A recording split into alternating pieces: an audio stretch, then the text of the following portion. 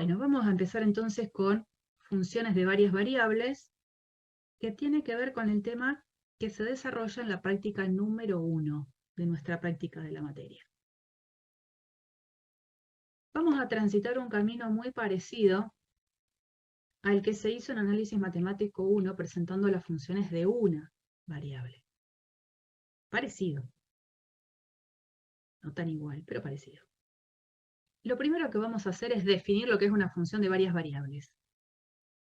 Particularmente, lo que vamos a hacer es definir una función de una variable. Solo para que hagamos un recordatorio de la definición de lo que es una función. Una función, acuérdense, para funciones de una variable, tenía que ver con estos típicos dibujitos de diagramitas. Teníamos un conjunto A, un conjunto B, una ley de asignación, y donde una función tenía que ver con una regla que asigna a cada elemento de este conjunto de partida un único elemento en el conjunto de llegada. Podría pasar que haya varios que tengan la misma imagen, podría acá haber elementitos sueltos, pero la idea es que visualmente de todos los puntos del conjunto de partida tiene que salir una flecha que es única. ¿Estamos? Y en este caso, ¿cómo se llamaba este conjunto de partida? ¿Cuál es el nombre clásico? Dominio, claro que sí, dominio. ¿Y el conjunto de llegada? Rango, imagen. El rango y la imagen no está tan mal, pero se lo llama Codominio. codominio. Eso, codominio. En todo caso, el conjunto imagen en este dibujito sería el subconjunto formado por los elementitos que han sido imágenes de alguien, ¿no? Siempre el conjunto imagen, como conjunto, es un conjunto que está contenido o a lo sumo es igual al conjunto de llegada. Y particularmente, en Análisis Matemático 1, las notaciones que usamos tienen que ver con esto, a ver si recuerdan. Nombre de la función, dos puntitos, el nombre del conjunto dominio, el nombre del conjunto de llegada, y acá poníamos, tomo una variable x dentro del conjunto de partida, y a esa variable x le voy a asignar una imagen que habitualmente la notación que escribimos es esa, f de x igual a y igual a f de x. ¿Mm? Bueno, ahora, para funciones de dos variables, este dibujo yo lo copio y lo pego igual. El dibujo es exactamente el mismo. ¿Qué es lo que cambia de Análisis Matemático 1 a Análisis Matemático 2? Que este conjunto dominio, cuando hablemos de funciones de dos variables, va a ser un conjunto contenido en R2. El conjunto de llegada va a ser un conjunto de números reales. Eso no cambia. Entonces ustedes van a ver ahora que yo voy a escribir f, una función que va de un cierto conjunto A que está contenido en R2 y que va a parar a un conjunto B que siempre está contenido en R. Como este también estaba contenido en R. Acá, para funciones de una variable, este estaba contenido en R y este estaba contenido en R. Acá lo que ha cambiado es esto. De tal manera que a cada par ordenado, porque ahora ser un elemento de un conjunto en R2 es ser un par ordenado, que está en este conjunto A, se le va a asignar un valor de imagen. Valor de imagen que la podemos escribir así, f en el par igual a z. Estamos emulando la presentación de funciones en Análisis Matemático 1. Y bueno, entonces, volviendo a este PDF,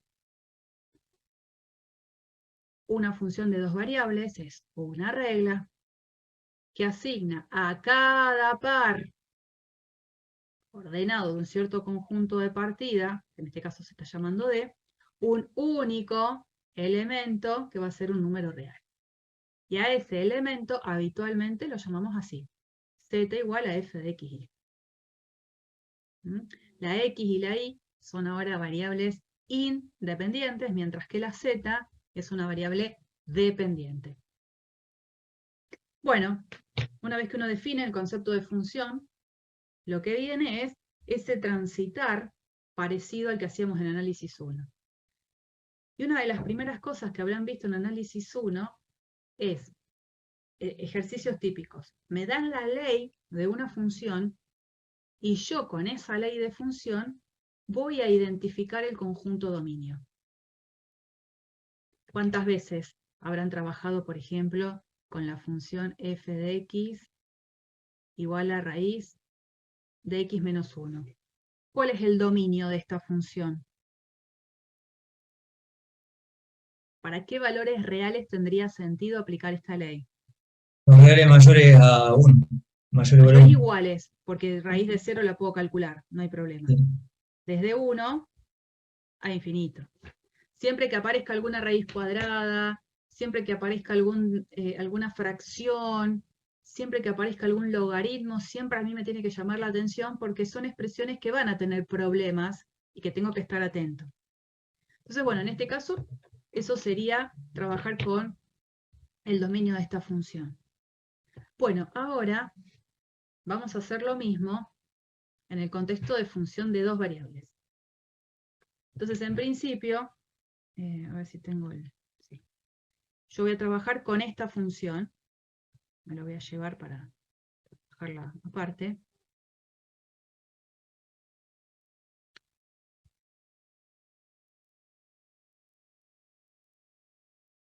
Me gustó el fondo de este cuadriculado. No lo usaba nunca. ¿Les molesta el fondo cuadriculado o lo dejo en blanco? Es lo mismo. No molesta. Está bien.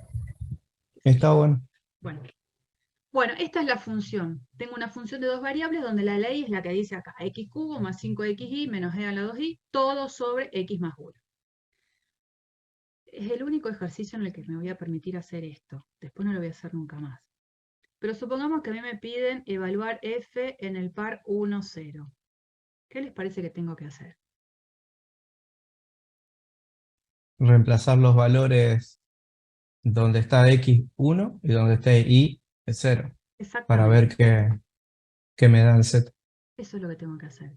Entonces, cuando aparezca la x, pondré 1, entonces 1 cubo, más 5 por 1 por 0, menos e a la 2 por 0, todo sobre x más 1. X es 1, 1 más 1. ¿No? Entonces, 1 al cubo es 1. Más 0, 5 por 1 por 0, 0. Menos, ¿cuánto es e a la 0? 1. 1. Todo sobre 2. 1 menos 1, 0. 0 dividido 2, 0. Ya encontré la imagen de la función en este puntito. Hacer la imagen de la función en el par 2, 1 es la misma historia, reemplazando la x por 2, la y por 1 y hacer la cuentita. Ahora, tengo que identificar el dominio de esta función. Dominio de f. El dominio va a estar conformado por pares ordenados pertenecientes a R2, tales que se cumpla qué condición. Cualquier par ordenado dentro de R2 va a ser un par en el cual voy a poder escribir la ley de la función. Claro, esto. X tiene que ser distinto de menos 1. Siempre que aparezca una división, en donde tengo que prestar atención es en el denominador. Arriba, la expresión puede ser evaluada en cualquier par ordenado. Abajo, particularmente también. El problema es que no puedo permitir que este denominador se haga 0. Entonces, una vez que me doy cuenta de eso, digo, mira, fantástico, todo par perteneciente a R2 que cumple la condición de ser distinto de menos 1, va a ser un par en el cual tiene sentido evaluar la función y por lo tanto va a estar en el dominio. Y ahí se queda, digamos, no tengo mucho más para trabajar con esto. Cuando la condición que tengo involucra mucha cuenta, es probable que yo necesite hacer esa cuenta, tratar de escribirla a lo mejor un poco más reducida, porque me va a convenir para encontrar una expresión que yo reconozca mejor al dominio. Bueno, y ahora, esto ya estaría. Lo que vamos a poder preguntar es cómo queda la gráfica del dominio. Cuando yo recién les decía esta función de una variable en la que me preguntaba cuál era el dominio, si ustedes hacen memoria análisis 1, nadie después les decía, bueno, grafiquen el dominio. Porque graficar el dominio, ¿qué significaría? Trazar el eje X, en este caso, pararme en 1 y decirte de acá para allá están todos los elementos en el dominio de la función. Nadie les pide eso. Se quedaban acá. Bueno, ahora, para funciones de dos variables, tiene sentido que me pidan la gráfica de la función, porque ahora la gráfica va a ser una región en R2. Entonces yo tengo que poder identificarla. Voy a estar parada, entonces, en R2. Eje X, este es el eje Y. Si mi dominio fuese todo R2, es decir, que cualquier par ordenado puede estar en el dominio de la función, graficar el dominio es como que no tiene demasiado sentido, porque yo lo grafico y tendría que estar sombreando todo R2 para indicar que todos los puntos de R2 forman parte del dominio. Uno por ahí pide graficar un dominio cuando se da cuenta de que algún problema hay.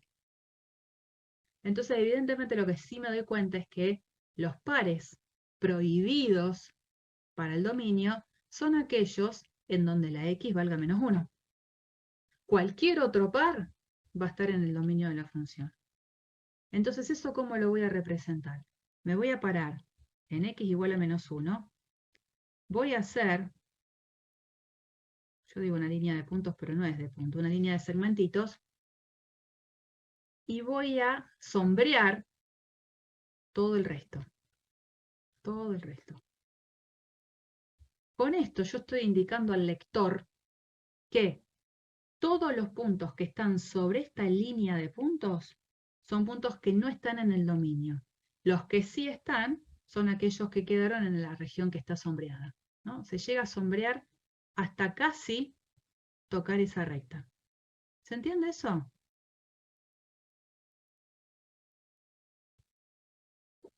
Eso. Bien. ¿Estamos? Bueno.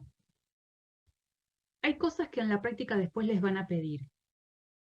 En la primera, segunda hoja, por ahí, aparecen una serie de definiciones de lo que es un punto interior a una región, de lo que es un conjunto abierto, lo que es un conjunto cerrado, punto frontera, simplemente conexo. Son un montón de definiciones, están puestas en la práctica, que van a tener que ver con identificar en este caso, el conjunto dominio de la función. Por ejemplo, miren, voy a hacer un zoom, pero necesito elegir un color distinto. Elegiré. Yo me voy a posicionar en este punto, elegido al azar en ese lugar. Ese punto de mi región sombreada en rojo es un punto interior. ¿Qué significa que un punto sea interior? Significa que, ya lo van a leer, existe un disco abierto quiere decir que lo pongo así con línea de puntos, donde él es el centro, con un radio lo suficientemente chico para que todo ese disco esté totalmente contenido en la región. Entonces este puntito que acabo de poner acá es un punto interior a la región. No sé, me vengo para acá. Ese también es un puntito interior. ¿Por qué? Porque encuentro un disco, no importa de qué radio, un disco, él es el centro, donde todo ese disco está totalmente contenido en la región. Y uno dirá, y bueno, y si me acerco mucho a la recta, no importa.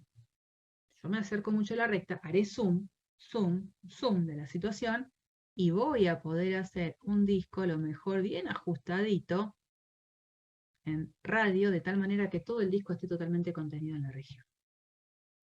Y una región que consta solo de todos sus puntos interiores es una región que se llama abierta.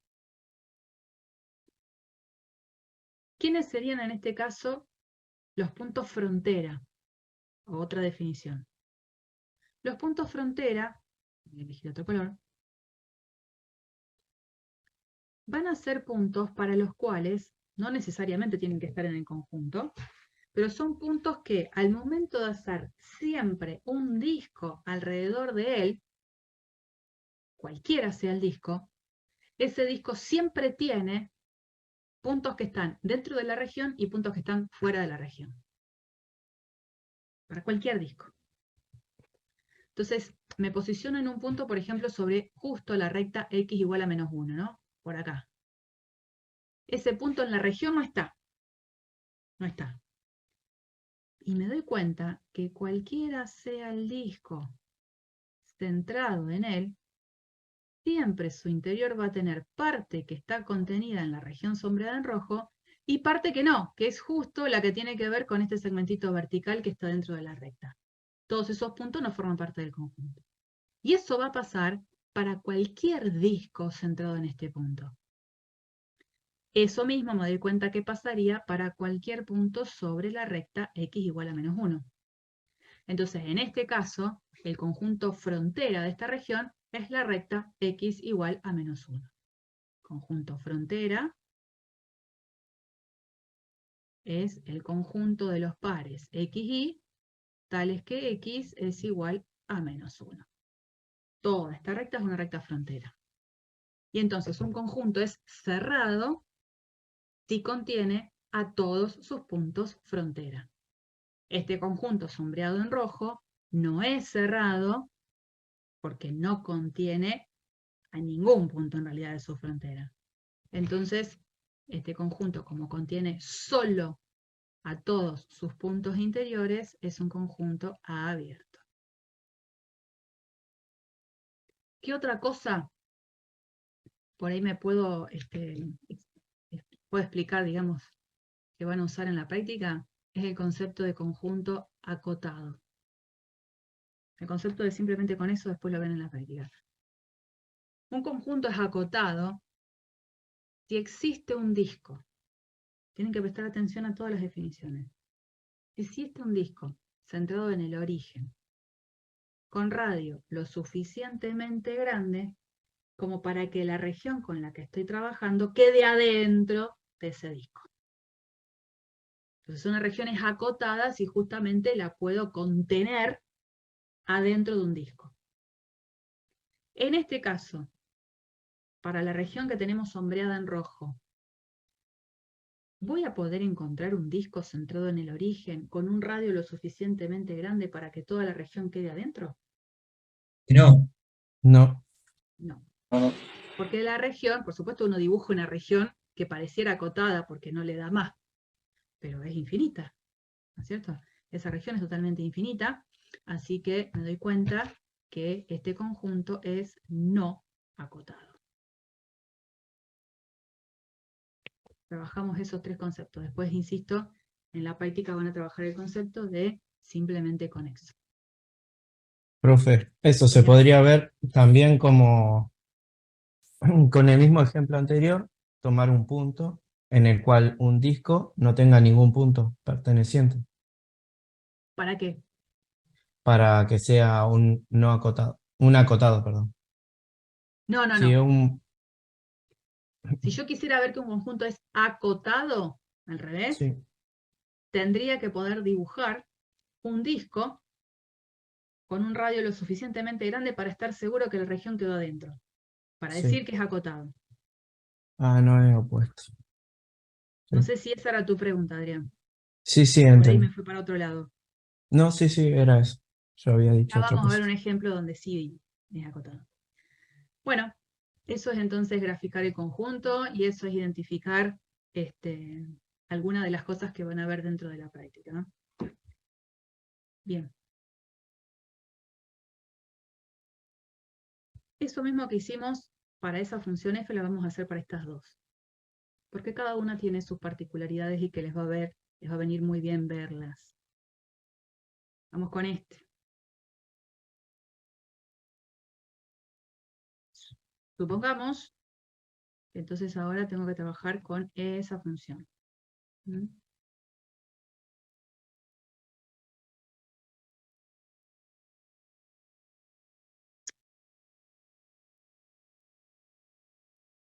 Esta es la función. Y al cubo por x por la raíz cuadrada de y menos x al cuadrado. Bueno, ahora ya directamente vamos a lo concreto, que es calcular el dominio y después hacer la gráfica del dominio. Dominio de la función g está formada por los pares x, y dentro de R2, tales que, ¿cuál sea la condición que tienen que cumplir estos pares ordenados? Y menos x cuadrado mayor o igual a 0. Sí. Exacto. Esa es la condición. Siempre que tengo una raíz de orden par, de índice par, necesito que el radicando sea siempre mayor o igual que 0. Bueno, en todo caso lo que podría hacer en esta situación es reescribirlo como el conjunto de pares en R2 tales que y sea mayor o igual a x cuadrado, ¿no? Y no podría ser más magia, digamos, con la escritura, quedó ahí. Lo que sí tengo que hacer ahora es hacer la gráfica de ese dominio. Hay veces que amerita el tipo de condición que se pone acá, el seguir trabajándola. En este caso, no. Es eso nomás. Pero sí que vamos a ver. Yo voy a pensar en la siguiente situación. Yo sé que los puntos que cumplen la condición del igual, el igual, o sea, y igual a x cuadrado, son puntos que están o no están en el dominio de la función g.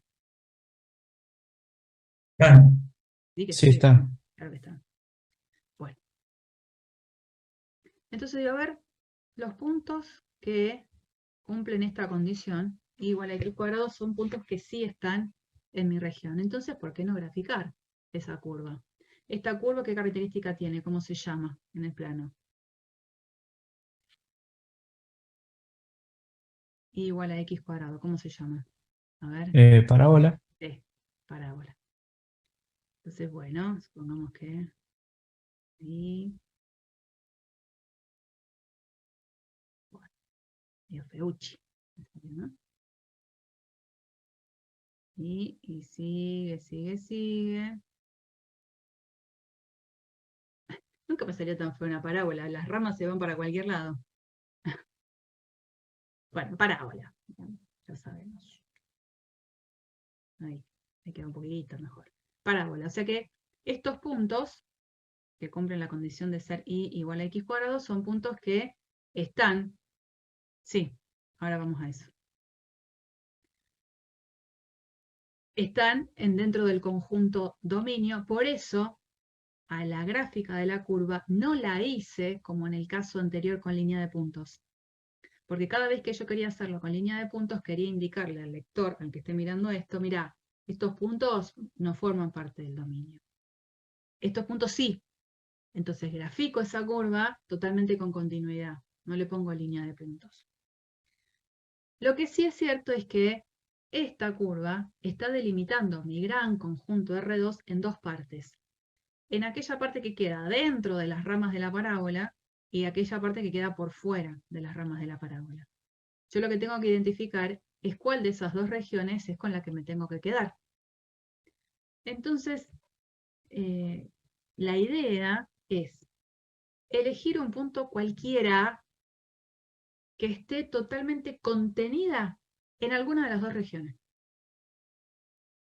Yo siempre que pueda elegir el origen lo elijo, pero acá no puedo, porque justo el origen es un punto que está justo sobre el sector de esta curva. Necesito que no esté en la curva, necesito que esté acá adentro o por fuera.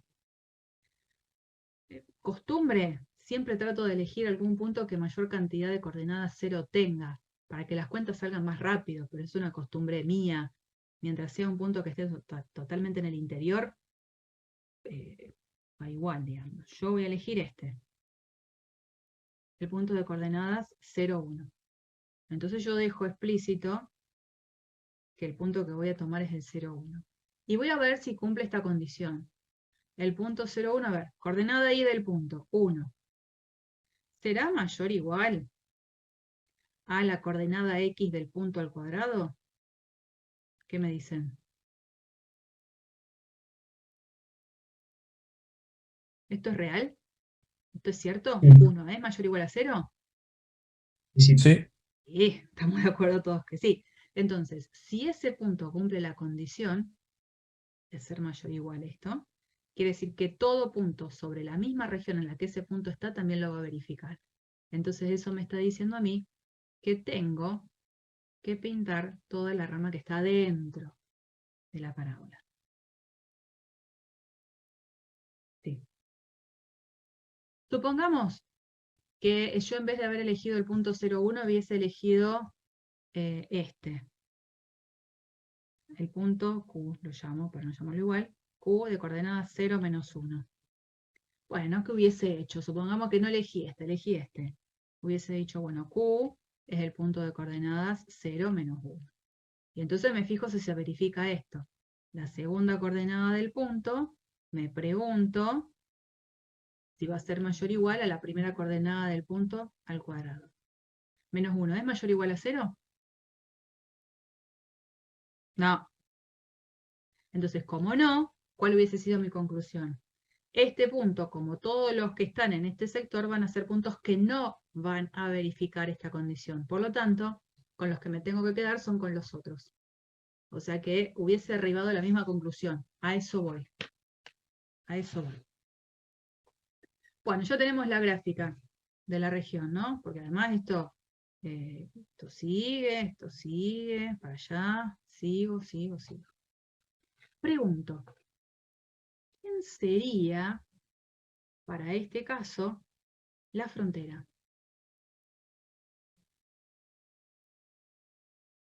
la parábola, Bien, entonces la frontera justo. es el conjunto de los pares x, y en R2, tales que y es igual a x cuadrado. Esa sería la frontera. Sabiendo que esa es la frontera, me pregunto, ¿el conjunto es abierto o cerrado?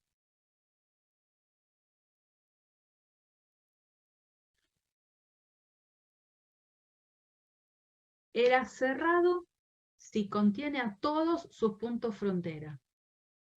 ¿Pasa esto? Sí, Sí, lo es cerrado. contiene. Sí, el conjunto es cerrado. A diferencia del anterior que estábamos viendo antes, que era abierto. Y esto lo tenemos. ¿Será acotado? No, No. No. Yo me puedo imaginar un radio un disco con un radio súper grande, pero siempre va a quedar una parte que queda por fuera del disco, así que en este caso es no acotado. ¿Mm? Bueno, seguimos con el otro que nos falta. Cada uno tiene su particularidad. Les va a servir para hacer después los ejercicios.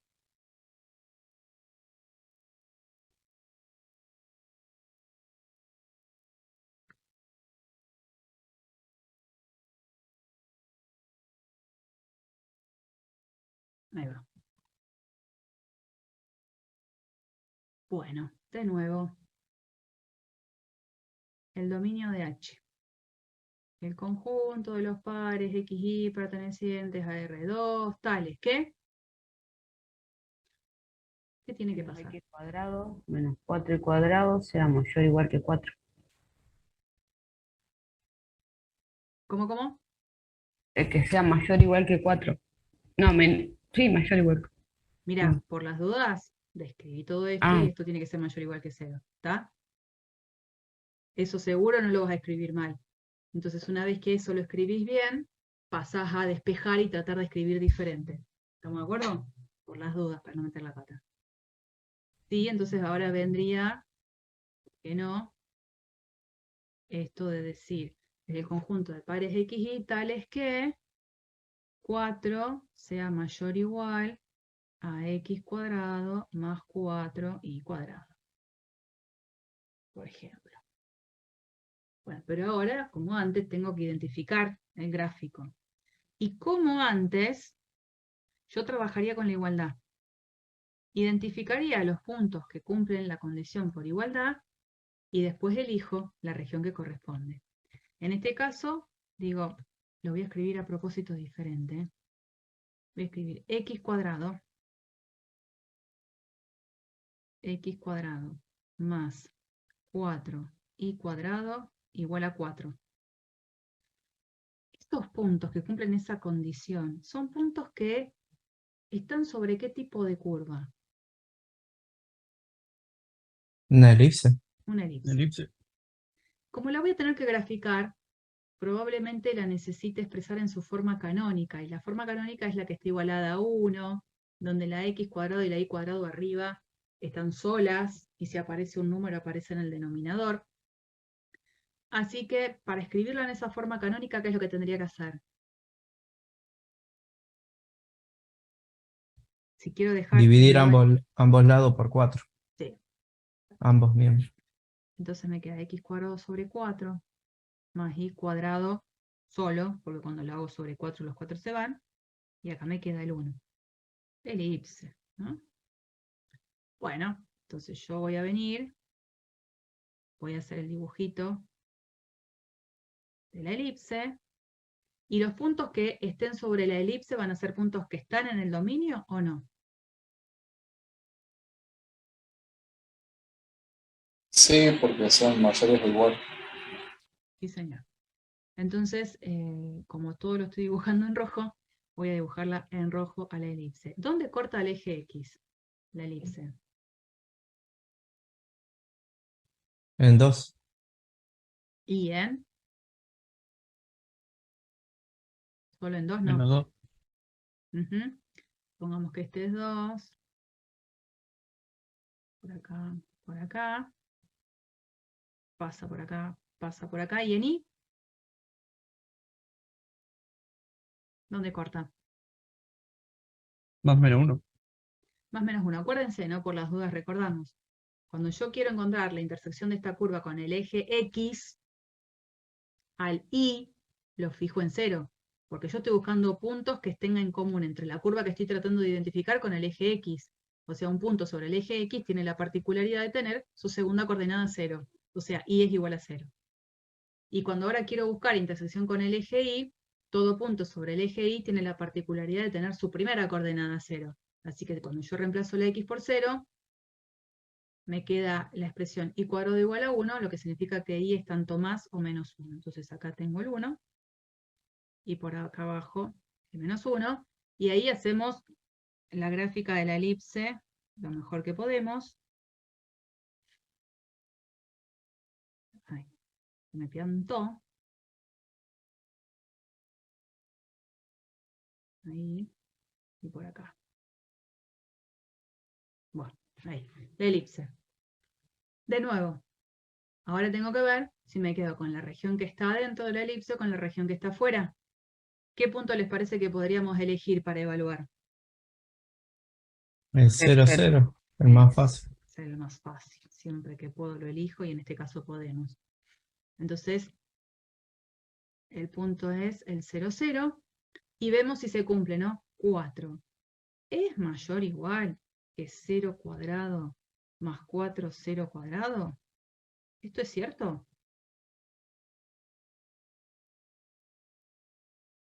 ¿Cuánto Sí. me da esto? 0. 0. Entonces digo, 4 es mayor o igual que 0. Sí. Fantástico. Como eso es cierto, entonces me quedo con toda la región que está acá adentro. Y ya tengo la gráfica del dominio. ¿Quién sería, entonces, en este caso, la frontera?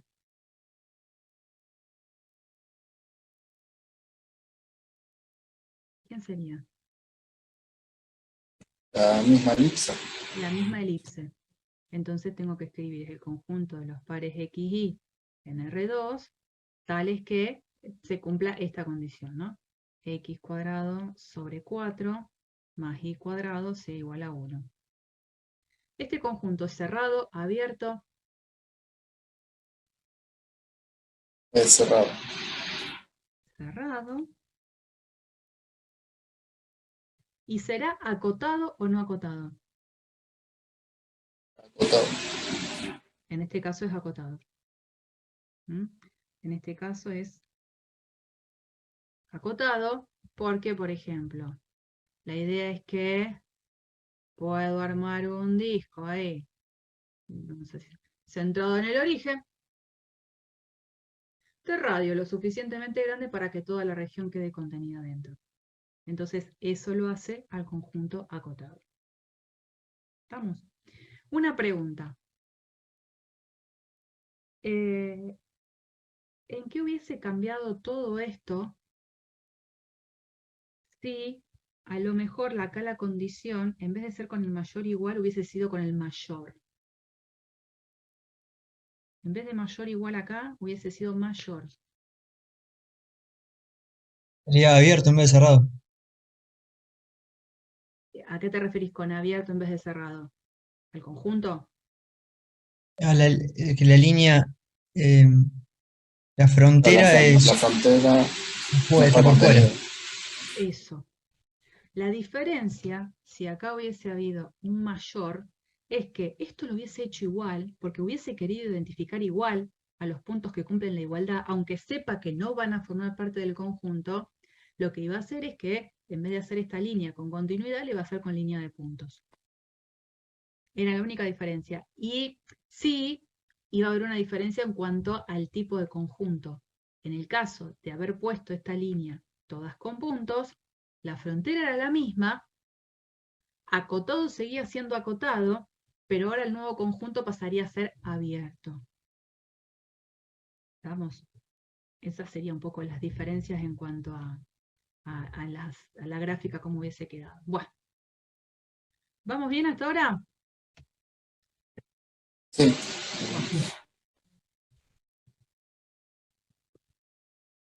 Vamos a complicarnos un poquito la cosa. Cuando yo en análisis 1 veía el tema de encontrar el dominio de una función, hice un montón de ejercicios de cálculo de datos. Lo que venía después era plasmar todo eso en una gráfica de la función. Entonces yo trato de hacer memoria y digo, para funciones de una variable, cuando yo tenía y igual a f de x, uno hacía típico dibujito, vamos a suponer que el dominio está formado por un intervalo, hacía algo así, y esto es x, y decía, bueno, acá tengo la gráfica de la función, ¿no? Esta gráfica es una curva que uno hace. Como curva, ¿en qué conjunto está contenido? ¿En qué mundo está contenida esa curva? En R1 No. sería. R1 es el eje. Sí. No está en Ah, un... claro. En XY. Bueno, y eso significa R2, como conjunto abrazador de todo, ¿no? Como gran conjunto que lo contenga. Quiere decir que la gráfica está conformada por pares ordenados. Entonces, la gráfica de una función de dos variables está conformada por los pares de la forma x, f de x, con x perteneciente al dominio de la función. Esta era una forma compacta de escribir el conjunto gráfica, y si no, se podía escribir así. Es el conjunto de los pares x, y, tales que y es igual a f de x, con x perteneciente al dominio de la función. Esa era una escritura que decía lo mismo, un poquito más larga. ¿Bien? Importante, entonces, si bien la función f de una variable, la gráfica de f está contenida en R2. Bueno, ahora veamos el chip, y esto es todo esto que estuvimos viendo recién, todo esto, análisis matemático 1. Ahora vamos a análisis matemático 2. La función ya no es de una variable, la función es una z igual a f de xy. La función es de 2 variables. La gráfica de la función, ¿en qué mundo les parece que va a tener que estar contenida? ¿En qué espacio? En R3. 3. Tres dimensiones. Tratando de, digamos, de pensar la lógica de lo que pasaba para funciones de una variable, digo, bueno, en este caso para funciones de 2, la gráfica va a tener que estar contenida en R3. Y sí, es así. ¿Cómo lo puedo escribir? De esta forma, es el conjunto de ternas x y z, tales que z sea igual a f de xy, obviamente con los pares xy pertenecientes a lo que sería el dominio de la función. Es decir, en este caso, para una función de 2 variables, la gráfica de esa función está contenida en R3. Y mientras la gráfica de una función de una variable que la hacíamos acá era una curva, la gráfica de una función de 2 variables va a ser una superficie. Por eso es que se necesitaba desde la práctica hacer un recordatorio de las superficies que ustedes estuvieron trabajando en álgebra y geometría. No es que, digamos, pasaba lo mismo con funciones de una variable. No toda curva que yo dibujaba podía ser representada como la gráfica de una función. Acá también, no toda superficie de la que nosotros vemos en álgebra y geometría puede ser pensada como la gráfica de una función. Pero muchas sí, o parte de algunas. Necesito entonces ese recordatorio. Que lo hicieron en práctica. Entonces, bueno, tenemos la definición de la gráfica donde, perdón que vuelvo siempre a esto, acá quedaba bien en claro que este era el dominio. Era la proyección de lo que era la gráfica de la función sobre el eje X. Si nosotros hacíamos la proyección de la gráfica de la función sobre el eje Y, ¿a quién obteníamos? Si yo proyecto, El codominio. no, porque el codominio siempre es R, Ah, perdón, la imagen. la imagen. Algo así también vamos a hacer para funciones de 2 variables.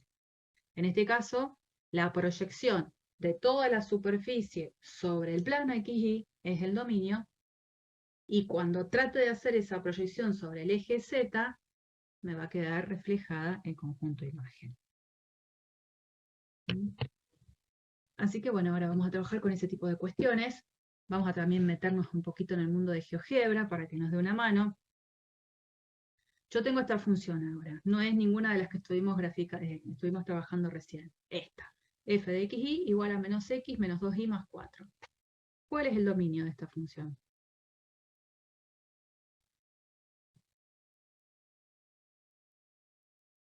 Todos los reales. Me parece que escuché mal.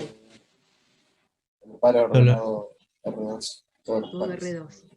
Es súper común que al principio digan todos los reales. No, es todo R2, porque son pares ordenados. Bueno, la gráfica.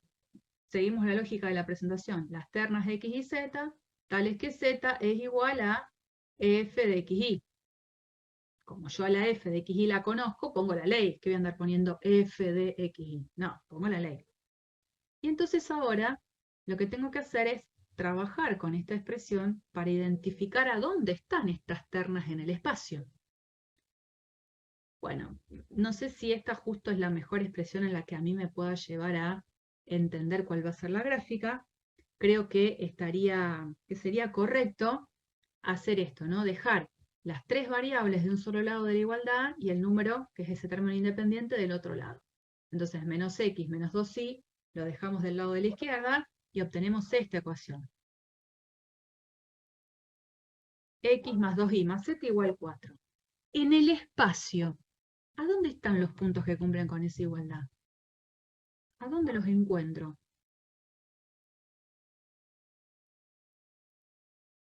Algo así. AX, Plano. sí, más BI, más CZ, más D, igual 0. Un plano. ¿Mm? Esto es un plano. ¿Cuál era el vector normal del plano? No porque a mí me resulte que ahora es necesario conocerlo, pero ya que estamos, ¿cuál era el vector normal? Acá sería 1, 2, 1. Sí, señor. Los coeficientes que acompañaban a la X, a la Y y a la Z. Fantástico. Bueno, en este caso, cuando ninguno de los coeficientes, ni el A, ni el B, ni el C, ni el D, es 0, lo que va a pasar es que este plano va a cortar a los tres ejes coordenados en puntos distintos. Entonces, cuando uno quiere hacer la gráfica de un plano, habitualmente, ¿qué es lo que hace? Identifica los puntos de corte del plano con cada uno de los ejes y dibuja un triangulito. Lo habrán hecho ustedes en álgebra y geometría. Acá ya tengo que estar en el espacio, X y Z. Este plano, ¿a dónde corta el eje X? ¿En qué lugar?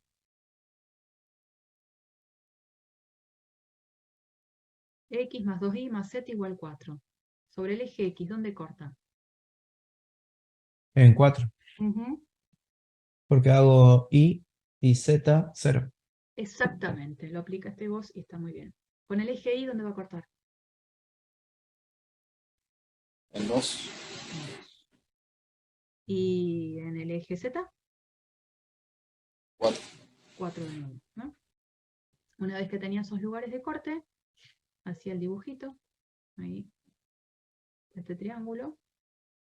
Por supuesto, el plano no es el triángulo, porque el triángulo es una región que es acotada. Pero sí damos a entender a cualquiera que vea el dibujo que queremos indicar cómo es que ese plano se inclina en relación a los tres ejes coordenados. Si yo voy al GeoGebra y le quiero pedir que me haga la gráfica, primero que tengo que, una vez que abro el GeoGebra, este GeoGebra es el 5, la versión 5, es la que yo uso. Está la versión 6, que también es una versión online que la pueden usar. Pero yo me siento cómoda con esta versión. Voy a la posibilidad de que me haga un análisis de GeoGebra 3D, y acá abajo en la entrada, a ver si puedo poner las opciones, la letra más grande, porque se me confunde con esto. A ver, opciones, tamaño de letra, vamos a ponerle una más grande, a ver si sale mejor. Creo que sí. Acá, en la parte de la entrada. F paréntesis. Ya pone, abre y cierra paréntesis. X, y igual a, ¿y cómo era? Menos X menos 2y más 4.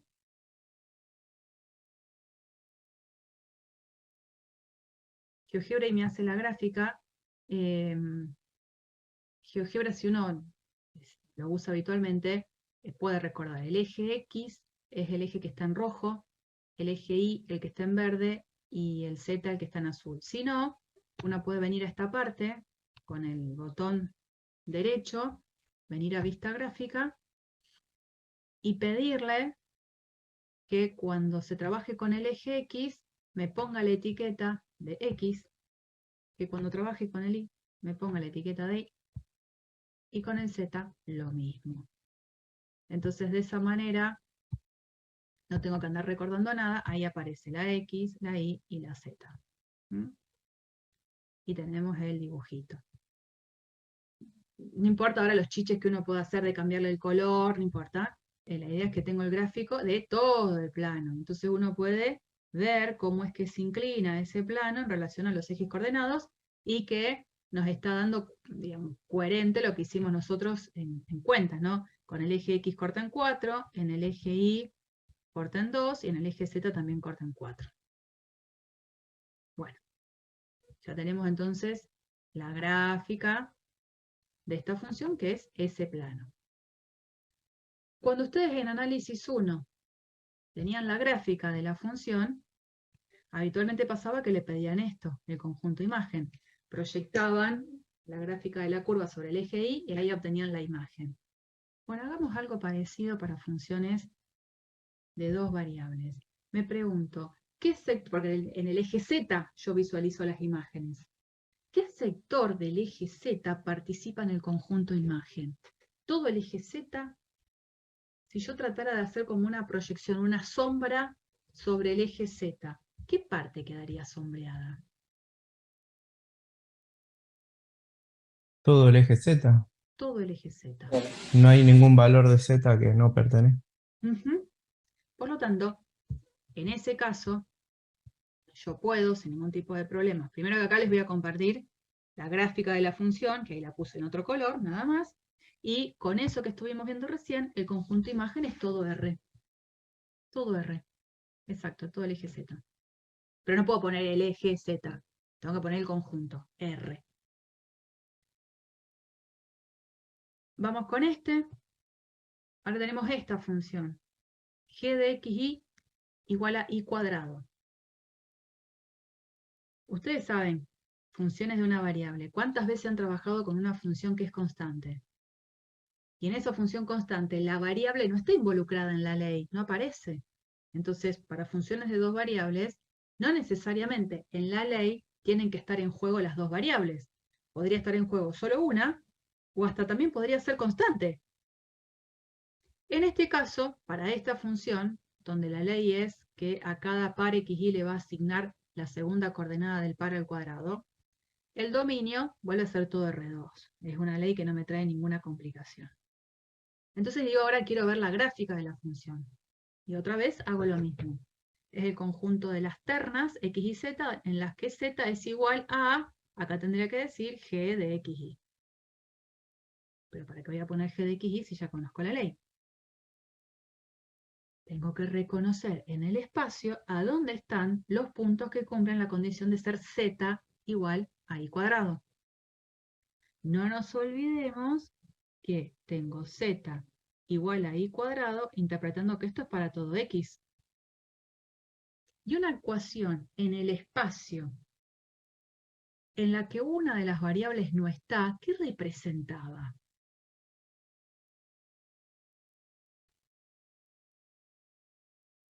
Lo habrán repasado. ¿Un cilindro? Un cilindro. Un cilindro. Que en este caso, la idea es, pongamos que yo lo tengo que hacer a mano alzada.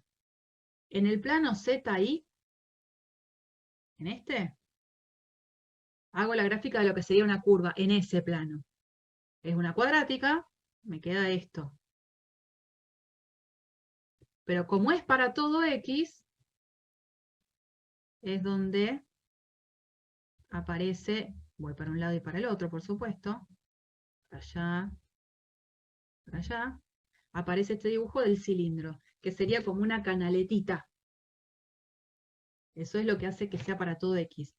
Si ustedes recuerdan la definición de cilindro, en este caso yo tendría, voy a anotar con esta pizarra, después cambio. Tendría esta, la curva directriz, la que dirige la batuta, y tendría las generatrices, que son todas paralelas, en este caso, al eje que no está considerado como variable en la ecuación. Digamos, todas las generatrices son paralelas al eje que se relaciona con aquella variable que no participa en la ecuación, en este caso con el eje X. Bueno. Siempre está el hecho de ir y repasar, ¿no? Cuando uno estudia, tiene todos los apuntes en mano. Bueno, lo podemos hacer acá, podríamos modificar en el lugar de la ley, en vez de poner la que estaba antes, ponemos y al cuadrado, y ahí tenemos el dibujito. Ahí está. Entonces los comparto también en el PDF, en otro color, y ahí tenemos entonces la gráfica. Con la gráfica, digo ahora, ¿quién es el conjunto imagen? Si yo pensara en esa proyección, en esa sombra sobre el eje Z, ¿qué sector quedaría pintadito? El cero incluido más infinito. Sí, señor. Exactamente, ¿no? Digamos, lo que yo veo es que todo este sector es el que quedaría pintadito. Y tiene que ver con eso que vos decías recién. Entonces vengo acá. Y ahí tenemos el conjunto de imagen. Vamos con esta. Vamos con esta. No, no es reales positivos. Porque si yo pongo solo reales positivos, al 0 no lo incluyo. ¿No? Por las dudas aclaro eso, ¿no? R positivo, esto, es lo mismo que esto. Cuando yo quiero incluir al 0, ¿qué tenía que hacer? ¿Cómo se anotaba eso? Agregar el cerito abajo. Exacto. Agregaba el cerito abajo. Digamos, yo podía escribir esto en notación con intervalos o podía escribir esto sin problema. No, eso a gusto de ustedes. Mientras esté bien, no hay problema. Bueno, vamos con esta función. Esta función es la que estuvimos trabajando recién. Es la función que teníamos por acá. Esta, es esta. La que tenía como dominio esta región de la elipse, o sea que mi dominio es ese. En algún sector dentro del espacio, dentro de ese dominio voy a tener la gráfica de mi función. Bueno, entonces, escribo lo que yo sé. Al momento de escribir la gráfica, yo voy a escribir el conjunto de las ternas, tales que z sea igual a la función con la que trabajo. Y ahí pongo la ley. Así como está escrito, está difícil darme cuenta cuál es la superficie. De este paso a este paso, ¿qué se hizo? Elevaste al cuadrado en los miembros. Elevé al cuadrado miembro a miembro y encima después como que acomodé. Dejé todas las expresiones que estaban relacionadas con variables de un lado y los números, los términos independientes del otro. Pero le agregué esta condición, que no estaba puesta antes. Entonces quiero que se entienda el por qué uno hace esto de elevar al cuadrado, que está bien y lo van a hacer miles de veces, pero ¿por qué tengo que agregar esta condición al final? Yo voy a escribir algo que en principio va a ser una pavada, pero que creo que van a entender el concepto de por qué es necesario agregar eso. ¿Qué pasa si yo empiezo trabajando con una ecuación que me dice z es igual a menos 1? Z igual a 1. El menos 1 lo voy a... ¿Dónde estaba acá? Esperen. Z igual a 1 voy a poner. Pongamos z igual a 1. Z es igual a 1. No hay nada que preguntarse. Z igual a 1. Pero digo, a ver, si elevo al cuadrado miembro a miembro de esa ecuación que yo tengo ahí, me quedaría z cuadrado igual a 1 al cuadrado, que es 1. Si yo me quedo con esta ecuación, digo, ¿para qué valores de z el cuadrado es 1? ¿Qué diríamos? Bueno, 1 y 1. Tengo dos valores. Z igual a 1, z igual a menos 1. Y yo digo, pero a ver, si todo esto sale porque z vale 1, ¿cómo va a aparecer ahora que z vale 1 o z vale menos 1?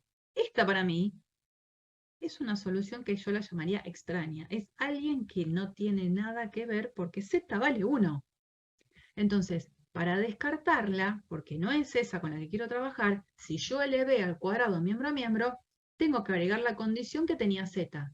¿Z cómo es acá? ¿Positivo? Listo. Entonces, yo trabajo con la ecuación z cuadrado igual a 1, pero le tengo que agregar esta condición para que esta no aparezca como solución. Si la cosa hubiese sido empezar, pongamos, ¿no? Así, z igual a menos 1, como quería empezar antes, z es igual a menos 1. Queda otra. ¿Qué pasa si yo digo elevo al cuadrado miembro a miembro? Y del lado de la izquierda me queda z cuadrado, del lado de la derecha menos 1 al cuadrado es 1. Y volvería a tener lo mismo que antes. Z igual a 1, z igual a menos 1. En este contexto, la que es extraña es esta. Entonces, para poder elevar al cuadrado miembro a miembro, tendría que estar agregando la condición de z menor que 0, porque partí de algo que era negativo inicialmente. Ese es el cuidado que tengo que tener. Yo puedo elevar al cuadrado miembro a miembro, pero nunca tengo que perder de vista de dónde salí. Entonces, ante esta explicación digo, yo tenía esta ecuación. Elevé al cuadrado miembro a miembro, acomodé, pero no tengo que perder de vista la ecuación que salí. La ecuación era z igual a la raíz cuadrada de algo. Y la raíz cuadrada de algo siempre me va a devolver un número que es positivo. Entonces lo tengo que agregar. ¿Mm? ¿Para qué se hace eso? Porque se cae en una ecuación en la que se supone, yo reconozco esa superficie. X cuadrado más 4y cuadrado más z cuadrado igual 4. ¿Qué tipo de superficie es ella completa? Un elipsoide. Una elipsoide. Lo que pasa es que no sería la elipsoide completa, sino que me tengo que quedar con el pedacito del elipsoide donde los valores de z son mayores o iguales que 0. O sea que de toda la elipsoide me quedo con la partecita de arriba, con el casquetito de arriba. ¿Mm? Eso es porque Z son las imágenes y no puede haber dos imágenes. Sí, obvio. No sería función. No sería función. Pero además viene de acá. Mira, si yo tuviese cambiado y en vez de que la ley de la función haya sido esta, era, a propósito haría estos cambios, ¿no? Menos la raíz cuadrada de esto, el dominio era el mismo. Pero acá tenía menos la raíz cuadrada de esto. Acá hubiese tenido que agregar z menor o igual que 0, y el dibujo con el que me tenía que quedar era con el pedacito que quedaba por debajo. Con esto. ¿Está bien? Eso si hubiese aparecido un menos acá adelante. Bueno, no aparece eso acá, pero es lo que hubiese pasado. Bueno, una vez que yo tengo este dibujo, donde la elipsoide acá en el eje Z está cortando, el eje Z ahí es 2, ¿no? No sé si se ve mucho, pero eso es un 2. ¿Cuál es el conjunto imagen?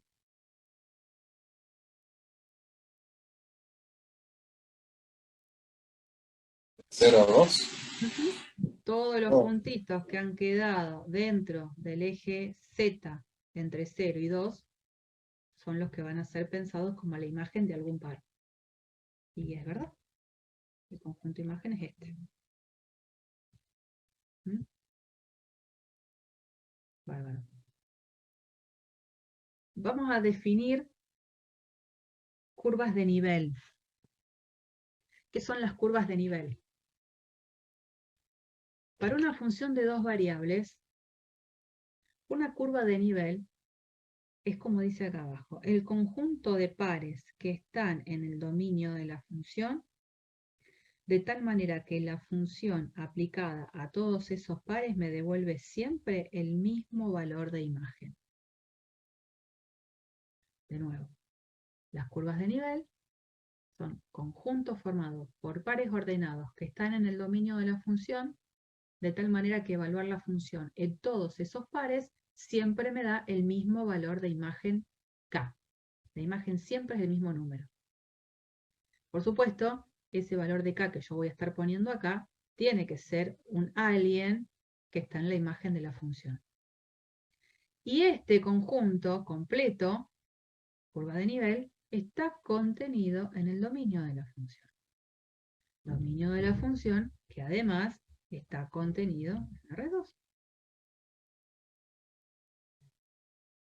¿Cómo es una manera práctica, cómo puedo hacer yo para identificar curvas de nivel?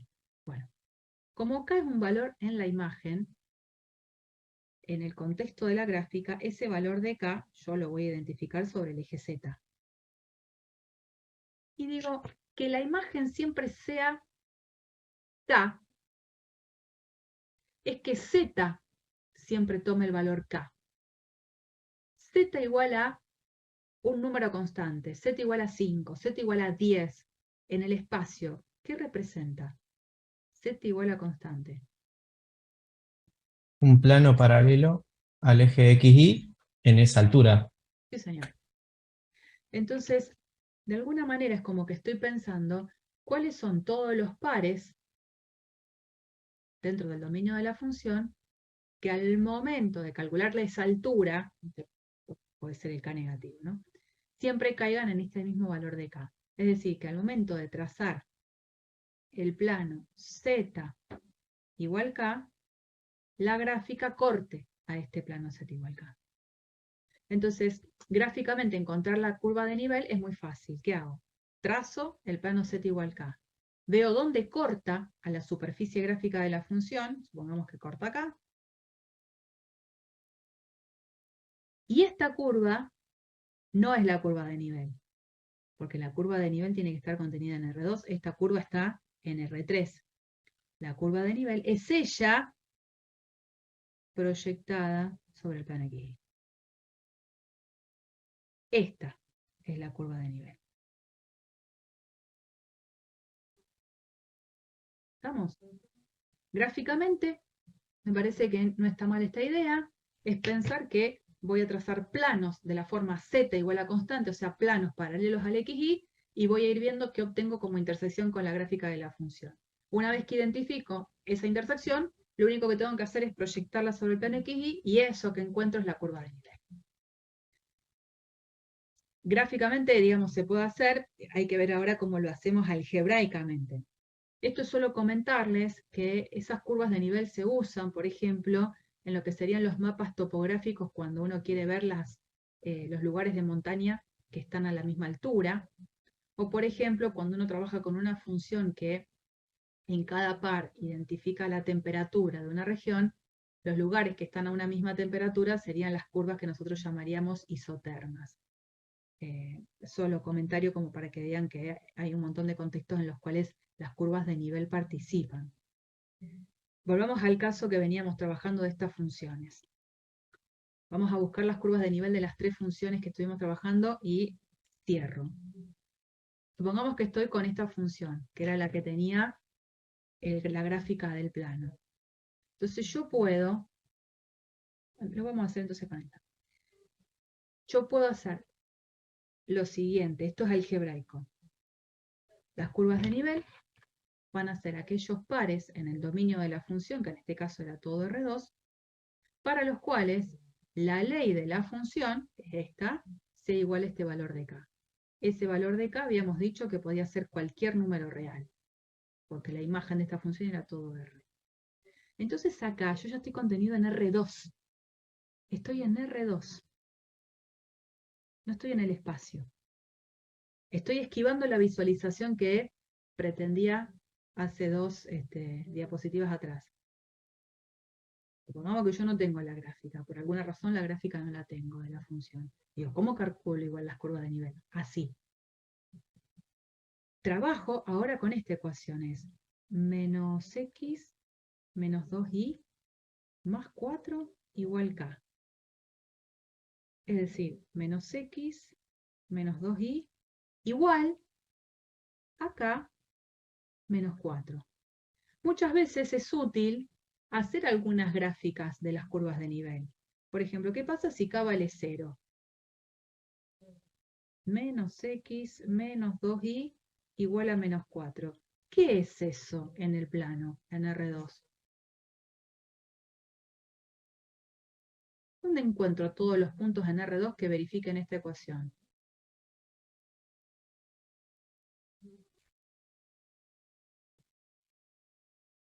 Práctica 2 de álgebra y geometría.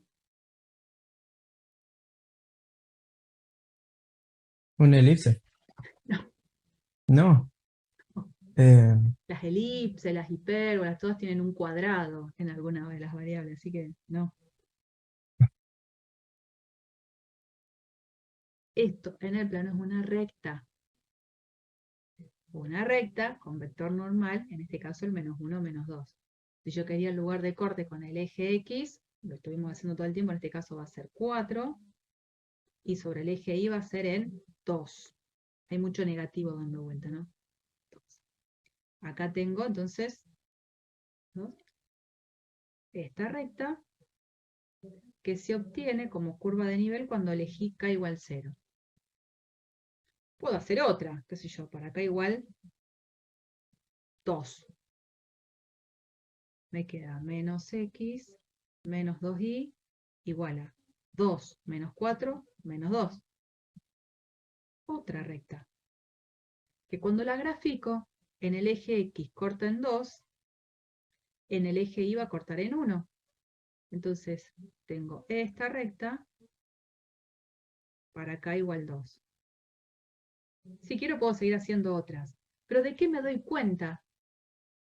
Estas rectas, todas las que voy a ir graficando, ¿cómo son entre sí? Paralelas. Van a ser todas Paralelas. Y eso lo saco de acá, de mirar esta parte general. A medida que el K va cambiando, lo que va cambiando es el término independiente, pero lo que no cambia es el vector normal. Y cuando tengo el mismo vector normal, las rectas son paralelas. ¿Estamos? Así que, yo ahora les comparto, por supuesto, la conclusión en la diapositiva que viene. ¿No? Las diferentes curvas de nivel son todas rectas que entre sí, yo le agregaría, son paralelas. Vamos a este. Ya que tenía la gráfica de la función, ya los dejo, 5 minutos más y los dejo. Supongamos que esta es mi superficie, que yo ya la tengo graficada y que quiero ir por el otro lado, gráfico, de ver las intersecciones. Lo que yo puedo hacer en GeoGebra es poner Z igual K. No lo va a reconocer, entonces me va a preguntar si yo quiero crear un deslizador. Le digo que sí. El deslizador no lo voy a ver acá, lo voy a ver en la medida en que ponga vista gráfica. Está acá. Yo, por defecto, GeoGebra a lo que es deslizador lo pone entre menos 5 y 5. Entonces, si yo me voy moviendo, lo que voy a ir viendo es que voy a ir subiendo y bajando este plano. Para este ejemplo, el conjunto imagen era desde 0 en adelante. Así que obviamente, para valores negativos de K, me voy a dar cuenta que no hay lugar de encuentro entre la gráfica de la función y el plano. Recién va a haber lugar de encuentro desde 0 en adelante. Si K vale 0, yo voy a pedirle a GeoGebra ahora, poniendo en la vista gráfica 3D, que me haga la intersección entre las dos superficies. Entre el plano y la gráfica de la función. Esa intersección, fíjense que la puedo visualizar, es esa recta. A medida que va subiendo el valor de K, ¿qué voy teniendo? Dos rectas, que entre sí, ¿cómo son? ¿Qué es lo Paralela. que Paralela. Bueno, esto es fantástico con el recurso de GeoGebra. ¿Qué pasa si yo no lo tengo? Lo hago como lo hice recién. Voy a decir, las curvas de nivel están conformadas por los pares x, y, tal que la ley de la función siempre toma el mismo valor k. Entonces yo trabajo con esta ecuación en R2. Ahora estoy en R2. Tengo dos posibles valores de despeje para i. O vale raíz de k, o vale menos raíz de k. Entonces yo voy a decir, si k vale 0, raíz de 0 o menos raíz de 0 es lo mismo. Es una recta. Y la recta que tengo es i igual 0. Si k es más grande que 0, tengo dos rectas paralelas. Porque ahí sí voy a tener dos valores de i en el despeje. Entonces, bueno, ahí comparto, ¿no? Para k igual a 0 es esta recta, la única. A medida que voy tomando diferentes valores de k, fíjense que voy manteniendo los colores. Para k igual a 1, que lo hice en azul, es esta recta y esta que está acá. Para k igual a 2, que lo hice en naranja, es esta recta naranja más la otra naranja que viene por acá. Son rectas paralelas. Y vamos al último. Y ya con esto terminamos. Esta función, que es la que estuvimos graficando, que era el casquetito superior de de la elipsoide, digo, bueno, curva de nivel. Igualo acá la expresión de la ley de la función y me queda esto. A medida que los valores de K vayan variando en su conjunto imagen, que habíamos dicho que era el intervalo 0, 2, ¿qué les parece que va a pasar? Voy al dibujo anterior, para no cargar toda la ley en el GeoGebra, que ya estamos terminando. Voy al dibujito este, ¿no? ¿Qué pasa si yo corto a la gráfica de esta función con un plano de la forma z igual a k, con k por supuesto perteneciente al conjunto imagen? ¿Qué les parece? Te da una elipse. Sí, va a dar una elipse, chingui, chingui, chingui, chingui, ahí, que a medida que el z vaya, el valor de k vaya aproximándose a 0, va bajando, va a llegar a un momento en el que la máxima elipse que va a encontrarse es con esta. A medida que va subiendo, estas elipses van siendo cada vez más pequeñitas. O sea que para valores de k, lo escribo acá aunque después lo van a ver, que sean más grandes o iguales que 0, pero más chicos que 2, lo que yo voy a encontrarme es con elipses. No sé cómo lo escribí, elipses. Excepto cuando k es igual a 2. Cuando k justo pase por acá, k igual 2, ¿qué les parece que me va a dar? La intersección. Punto. Un punto, este punto en la intersección. ¿Pero qué hago? Lo proyecto sobre el plano XY. ¿Qué punto es? El origen. El origen. Es una curva muy particular, que en realidad se termina como transformando solo en un punto. ¿Mm? Eso lo adelanto ahí y ya estamos. Veníamos con este. Entonces para k igual a 2 es este punto, y para los otros valores de k son todas estas elipses. Bien. Hoy la clase termina acá.